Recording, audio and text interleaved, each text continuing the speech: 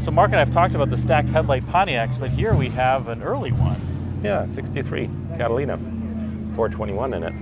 And the famous 8-lug aluminum wheels.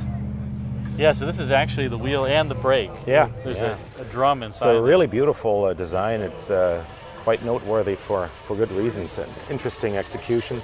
This is a good example of form following function.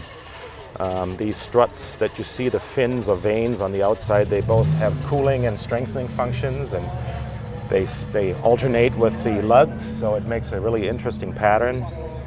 And it's just a very, very classic piece of automotive design.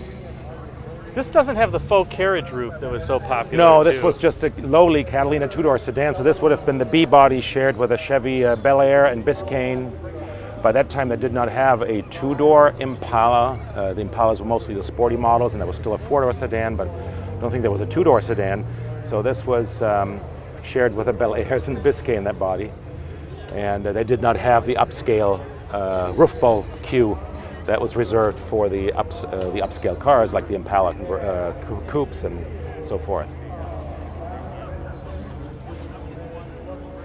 Very nice. And we have another stacked headlight Pontiac, the intermediate size GTO here. Yeah, 65.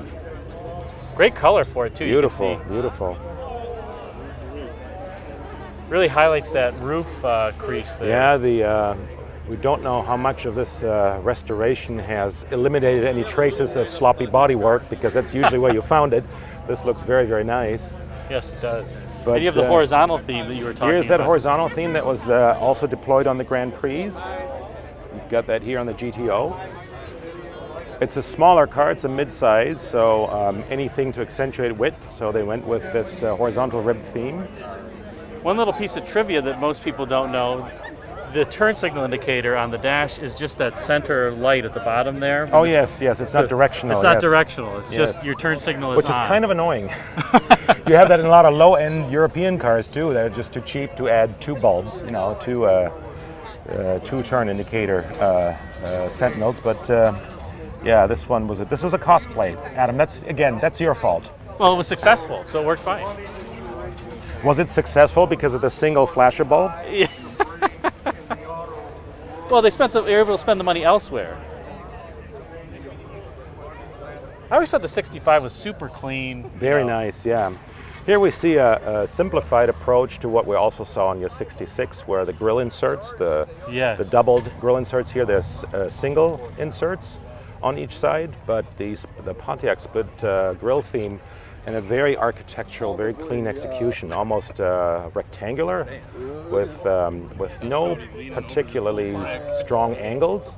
There's a little bit of forward-leaning accent to the headlamp pods, and this is interesting because we have a unified bezel, similar to your 66 full-size car, but we do have the fore-aft stagger of the headlight placement. So it's sort of a hybrid of some of the other cliches. And when we look at the 63 Catalina, we have the headlamps stacked one on top of the other without any fore-aft stagger, but we have this sort of elaborate chrome bezel that's similar in character as on your full-size 1965 model.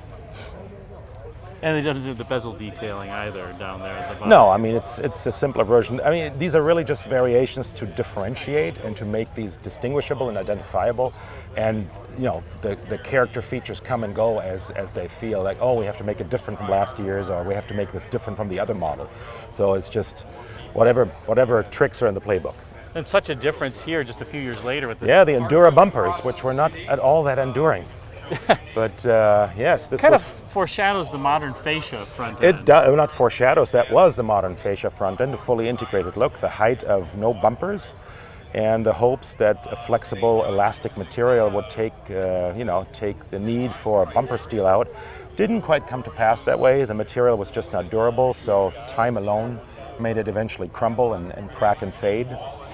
But definitely still a very beautiful design execution. Especially on the 69 full-size cars that had the really distinct beak. Yeah.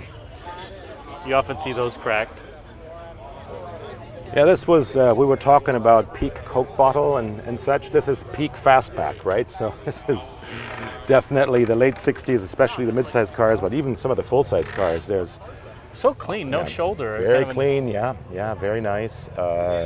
Interesting how the surface drama is created entirely by letting the reflections travel over the slightly modified plan view line of the wheelhouses, so it's very subtle. There's not much in terms of creases and bevels and highlights. It's just a simple blister shape, and it looks gorgeous because the highlights get it's hard to pick up, but it does. To Mark's point, it kind of comes it curves out. Yeah, but very subtle. There's not really a wheel arch either. No, it's just an opening with a little lip, and the same happens in the front. The front fender does the same thing. So this is actually a plan view Coke bottle car, not so much in side view. Also, it has that too. This is actually a very, very three-dimensional Coke bottle application because it wraps all around the car.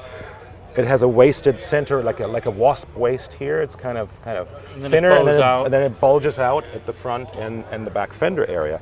So you don't only have the side view silhouette of the Coke bottle shape, you actually have this whole 360-degree approach to it. Some people might, this is Ace Wilson's Royal Bobcat Pontiac that souped up a number of these vehicles in the era.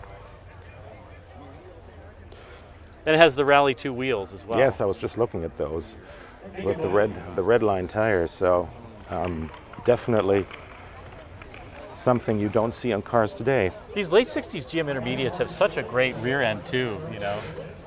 Whether it's the Olds or the Pontiac. Yeah, I'm a particular fan of the Olds, Cutlass and the 442s. I think those are just sensational.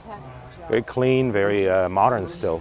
I never really noticed, but it definitely reads like you're saying. It's got like that thin midsection, and then it bulges and out. when you follow the eye as the eye falls, it's a little harder to see with the stickers on the car right now and the decals, but there is a very, very interesting way that the way the reflections run over the shapes. That's even more, if you turn around and look at the front fender from where I'm standing, and you see how the reflections flare this way. It's very dramatic. It's very, very, very simple, but it's a beautiful sculpting of the surfaces there. This is a Bill Porter car too. I think it is. Yes. This was definitely the pinnacle of sculptural, clean and sculptural before 5-mile-per-hour bumpers and the bedazzling with the bromes and the emblems and the and all the faux luxury cues in the 70s began. Such a clean body side. Yes, very much so. And somehow it manages to get, I'll say, high-level visual interest in this seat pillar, in spite of not having the wheel arch that the Tornado does. It's all done with subtlety here, which is really, really nice. It's interesting to compare the early A cars from 1968, 69, and then the later ones just before 73, before the changeover. They get busier, so this kind of ran its course, and they went from the super clean reduced to a more busy surfacing, just for the sake of change. They want to differentiate, and the public was sort of used to these now. This was old hat, and they wanted something else, so the cycle started over again and went from very clean to very, very busy by the mid-70s. Thanks for watching this design overview of the 63 Catalina, 65 GTO, and 68 GTO. If you enjoyed it, please like, comment, and subscribe, as that helps the YouTube algorithm serve it up to more viewers like you. And until next time, be sure to check out the video thumbnails at bottom left and bottom right for some suggestions for you. And if you're not yet subscribed, click the circular icon of the 67 Buick Riviera at the top left. Thanks again for watching. Until next time, take care.